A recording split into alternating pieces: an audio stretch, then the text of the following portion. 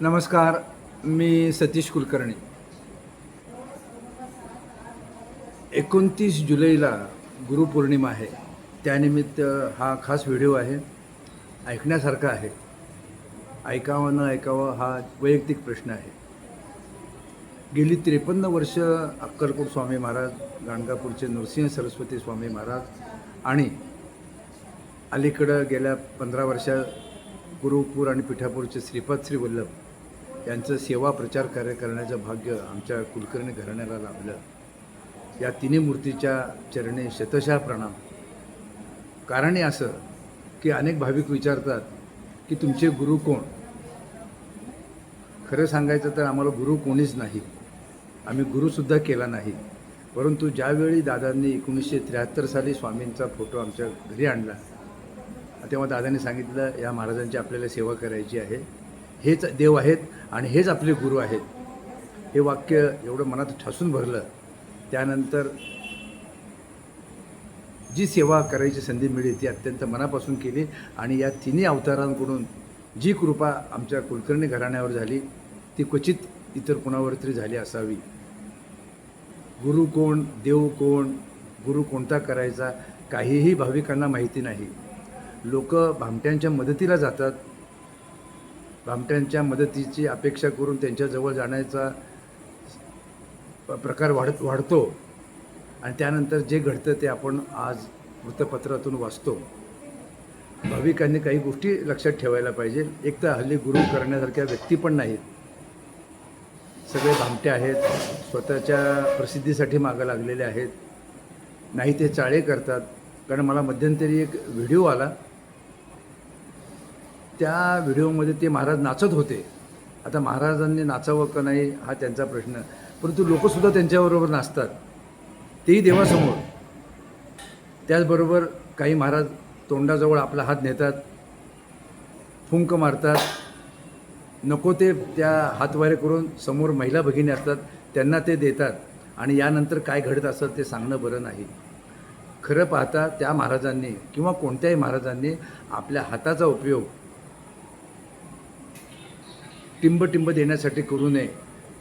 त्या हातामध्ये चिपळ्या घेऊन हाताने टाळ्या वाजवून भक्तांना नामस्मरणाची गुढी लावायला पाहिजे. परंतु हे की व्हिडिओ पाहिल्यानंतर वाईट वाटतं की जग कुठं चाललं आहे आणि लोकांना काहीच नाही. लोक इतके बेअक्कल आहेत. 100रातले आजही 95% लोक भक्त स्वतःच्या मेंदूच्या वापराऐवजी समोरच्या महाराजांच्या मेंदूचा वापर करतात आणि आपल्या आयुष्याची राख रांगोळी करून घेतात.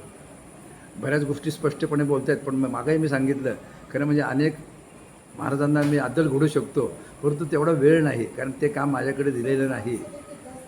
आणि वाटतं की लोक वाहत जातात. त्याला काय, लोकांना किती तुम्ही ज्ञान सांगा, लोकांना काही नाही. लोक त्या महाराजांकडे आकर्षित होतात, नको ते चाळे करतात, नको तेवढा पैसा खर्च करतात. एक वाक्य लक्षात ठेवा, आजही मी अनेक ठिकाणी वाचले, तुमचं भलं करण्याचं टेंडर किंवा तुमचं भलं करण्याचा अधिकार देवाने कुणालाही दिलेला नाही. कर्म अत्यंत निष्ठुर आहे. तुम्ही फक्त कर्मावर विश्वास ठेवा, तुम्हाला काही त्रास होणार नाही. तुम्ही कर्म चांगलं करा, त्याचं फळ तुम्हाला आज ना उद्या मिळणार. तुम्ही आज चांगलं कर्म करा, तुम्हाला भविष्यात त्याचं फळ मिळणार. आज आंब्याचं झाड लावा, 5 वर्ष आंबे उशिरा येतील पण त्याला चिंच येणार नाही. परंतु लोकांना सगळं झटपट हवं आहे. लोकांकडे पैसे भरपूर आहेत. नाही त्या महाराजांच्या नाही त्या बुवांच्या मागं लागतात आणि आपल्या कुटुंबाचं अतिशय नुकसान करून घेतात. एका बाजूला ते देवाच्या मर्जीतून उतरतात, एका बाजूने कर्माच्या मर्जीतून उतरतात आणि शेवटपर्यंत हात हलवत बसावं लागतं. याच्याशिवाय काहीही नाही. भाविकांना वारंवार मी सांगितलं आहे आणि यापुढेही सांगणार, तुम्ही सावध राहा. तुमचं जर नुकसान झालं तर ते भरून निघणार नाही आणि कर्म तुम्हाला कधी सहकार्य करणार नाही. या पृथ्वीवर देवाशिवाय कोणी श्रेष्ठ नाही आणि आपल्या हाताने आपण चांगलं करून आपल्या मेंदूचा वापर करून आहे ते कर्म भोगून ते संपवण्याचा प्रयत्न करा. तेवढं केलं तर तुम्हाला भविष्यामध्ये काही त्रास होणार नाही. आता जे तुम्ही ज्यांच्या नादी लागलेले आहात त्यांचं भलं होतं. तुम्ही आहे तिथं आहेत. अनेक व्हिडिओ पाहायला मिळतात. आता गुरुपौर्णिमेनिमित्त सुद्धा बरेच व्हिडिओ पाहायला मिळतील. किती समजून सांगायचं, काय करायचं काही लोकांना कळत नाहीत आणि बरोबर महिला भगिनी हेरल्या जातात. त्यांना ते आकर्षण येतं त्या घुटमळत त्या वर्तुळाच्या बाहेर पडत नाहीत. महाराजांचा सहवास वाढतो, जाणं येणं वाढतं. त्यांच्या घरातील पुरुषांनासुद्धा मेंदू आहे का नाही हे तपासावं लागेल. त्यांना ते पाठवतात, तिथं जातात, पैसा खर्च करतात आणि आयुष्य संपत आलं तरी कृपा होत नाही, मात्र नुकसान भरपूर होतं. शेवटी जावं न जावं किती स्पष्टपणे सांगा. आता फक्त महाराजांची नावं घ्यायची राहिलेत, तेवढा वेळ नाही आहे. नाही तर एकेकाच्या जिरवायलासुद्धा काहीही वेळ लागत नाही. तेव्हा फक्त सावध करणं एवढं मी करू शकतो आणि वारंवार सावध केलेलं आहे आणि इथून पुढं सावध करणार. कारण कोणाचं नुकसान होऊ नये आणि आयुष्य किती थोडं आहे. एवढं थोड्या वेळात जर आपण आपल्या आयुष्याचं जर सोनं करून घेतलं नाही, आपण आपल्या आयुष्याचं भलं करून घेतलं नाही आणि आपल्या जीवनामध्ये जर आपण आनंद उपभोगला नाही तर त्या जीवनाला काहीही अर्थ नाही. त्यामुळे गुरु मी कधी केला नाही. आमच्या घरात कुणी गुरु केला नाही. आमचे गुरु म्हणजे आमचे मूळ आईवडील, आमच्या गुरु म्हणजे आमच्या घरामध्ये आमचा मोठा भाऊ, लहान गुरु म्हणजे लहान भाऊ. हे सगळे जेव्हा आम्ही एकमेक टप्पा करतो तेव्हा बरेच विषय कळतात, चांगलं वाईट कळतं आणि आपल्या घरातलेच आपल्या हितचिंतक असतात. बाकीच्यांना तेवढा वेळ नाही आणि तेवढा वेळ नसल्यामुळं बऱ्याच गोष्टी काय होतात, आपला वेळ वाया जातो. आपण नाही तिथं वायफट वेळ घालवतो आणि पत्रात शेवटी काहीही पडत नाही. कुटुंब हे अतिशय चांगलं आहे. तुम्ही घरात मोठे असाल, मोठ्यासारखं वागा, लहानाचे गुरु व्हा. घरात लहान असाल पण ज्ञानी असताल, आपलं ज्ञान द्या. त्या पद्धतीने सुद्धा तुम्ही गुरु आहेत. आई वडील असतील तर उत्तमच आहे. आणि शेवटी देव तर आपल्या पाठीशी आहेतच आहे. आणि देवाने जे ग्रंथामध्ये सांगितलं आहे ते फक्त वाचून आचरणात आणलं तर काहीही अवघड नाही. लोक फक्त बोटं फिरवण्याचा कार्यक्रम करतात ग्रंथावरून, काहीही समजत नाही. अजून एक मी पारायणासंदर्भात 2-4 गोष्टी मला सांगितलेल्या आहेत, त्याही मी सांगणार आहे. यथावकाश दुसऱ्या व्हिडिओमध्ये येईल. चांगले पुजारी, ज्ञानी पुजारी माझ्यावर गप्पा मारतात. ते म्हणतात तुमचा प्रयत्न आहे तो तुम्ही करताय, परंतु इथं आलेले 99% लोक वेड्यासारखं वागतात मंदिराच्या आवारात. त्यातली एक गोष्ट फक्त आत्ता सांगतो, विश्लेषण मी नंतर करतो. यापुढं कोणत्याही मंदिरात तुम्ही गेल्यानंतर मला पुजारीने सांगितलं, देवाशिवाय कुणी श्रेष्ठ नाही. भले तुमचे गुरु जरी तुमच्याबरोबर असले तर मंदिरात देवाच्या समोर त्यांच्या पाया पडायचं नाही. तुम्हाला पाया पडायचं आहे त्यांच्या रूमवर जा, इतर ठिकाणी कुठं कार्यक्रम असेल जा, त्यांच्या आश्रमात जा, पण देवासमोर कुणाच्याही पाया पडता कामा नाही. ते देवालाही आवडणार नाही, तुमचंही समाधान फक्त होईल पण त्यातून तुम्हाला आशीर्वाद प्राप्त नाही. कारण देव हा श्रेष्ठ आहे आणि देवाशिवाय कुणीही श्रेष्ठ नाही. देवासमोर जर तुम्ही दुसऱ्याच्या पाया पडला तर किती आपण चुकीचं करतो. मग देवाला आपण दुय्यम मानतो. ही एकच गोष्टी मला गुरुजींनी सांगितली.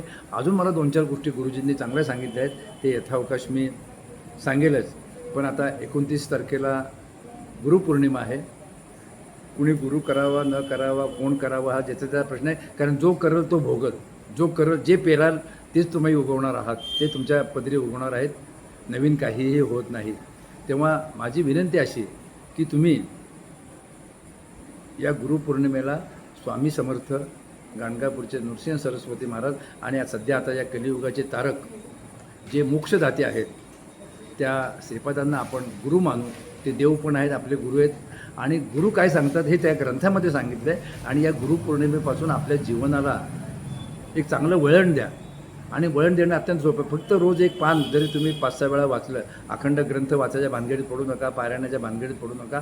जे महाराजांनी आपल्याला सांगितलं आहे तेवढं वाचून समजून घ्या. 1 वर्षानंतर तुमच्या जीवनामध्ये फार मोठा बदल घडेल. एक तर तुम्ही फार भित्रे, तुमचा देवावर विश्वास नाही, तुमचा भामट्या लोकांवर विश्वास, ते सांगल ते ऐकायचं, स्वतःचा मेंदू चालवायचं नाही, त्यांच्याकडे सारखं जायचं, त्यांच्याकडे पैसे द्यायचे आणि त्यांचं काहीतरी ऐकत बसायचं. त्यापेक्षा तुम्हाला बुद्धी दिली, तुम्हाला अक्कल दिली, त्याचा वापर करा, त्याप्रमाणे आचरण करा. आणि एकदा आचरण केलं तर जीवन अत्यंत सोपं आहे. आणि जीवन इतकं सोपं आहे की क्षणोक्षणी आपल्याला आनंद आहे. पण हा आनंद घ्यायचा जो तुमचा प्रयत्न आहे तो अत्यंत चुकीचा आहे. ज्या गोष्टी सांगायच्या त्या थोडक्यात सांगितल्यात. महत्त्वाची गोष्ट अशी की महिलांनी सावध राहावं, कोणत्या भामट्याच्या आहारी जाऊ नये. तुम्ही स्वतःच गुरु आहात. नवऱ्याला घडवा, मुलांना घडवा, आजूबाजूच्या लोकांना घडवा, त्यांना तुमच्याकडे बोलवा, तुम्ही त्यांच्याकडे जा. आणि आपल्या चहूबाजूला जी चांगली माणसं आहेत, काही भांडखोर असतात, काही मूर्ख असतात, काही स्वतःला शहाणे समजणे असतात, जे पटत नाही सोडून द्यायचे. पण 100मध्ये सगळीच माणसं बाद नसतात, त्यातले बरीच माणसं चांगली असतात. फक्त चांगली माणसं जमवण्याचा प्रयत्न करा. एकमेकांच्या विचारांचं देवाणघेवाण करा, आनंदाने राहा. आणि हे जर तुम्ही केलं नाही तर कितीही गुरुपौर्णिमा येऊन द्यात, कितीही पौर्णिमेला तुम्ही देवाच्या दारात जा, कितीही गुरु बदला, काहीही उपयोग होणार नाही. आयुष्य क्षणात संपून जाईल, नंतर काहीही उपयोग होणार नाही. त्यामुळं देवाची वचनं आहेत, स्वामी समर्थांची वचनं चांगली आहेत, नृसिंह सरस्वती महाराजांची गुरुचरित्रातली वचनं चांगली आहेत, श्रीपाद श्रीवल्लभांची श्रीपाद चरित्रामृत ग्रंथातील वचनं चांगली आहेत. ही आचरण करा, समजून घ्या, तुमचं जीवन इतकं आनंदी होईल की तुम्हाला काही करायची गरज नाही, वेळ जाणार नाही, पैसा जाणार नाही. आणि एकदा तुम्ही त्या वर्तुळाच्या बाहेर आल्यानंतर तुमच्या लक्षात येईल की किती गुरु आणि किती भोंदू आणि किती आगाऊपणा चालला हे तुमच्या लक्षात येईल. गुरु तुमच्याकडून काही करून घेत नाहीत. गुरु स्वतः मोठे होण्याचा प्रयत्न करतात आणि त्यांच्या अवतीभोवती जी लोकं आहेत बॅकल, त्यांना तर काही सांगायला न सांगणंच बरं. पण मला जे सांगायचं ते मी थोडक्यात सांगितलेलं आहे. योग्य वेळी जर काही करता आलं तर त्यांची जिरवणं अत्यंत सोपं आहे. ती वेळ यावी न यावी हे सगळं नियती ठरवत. पण तुम्ही मात्र सावध राहा आणि या गुरुपौर्णिमेला आपल्या जीवनाला चांगलं वळण लावा.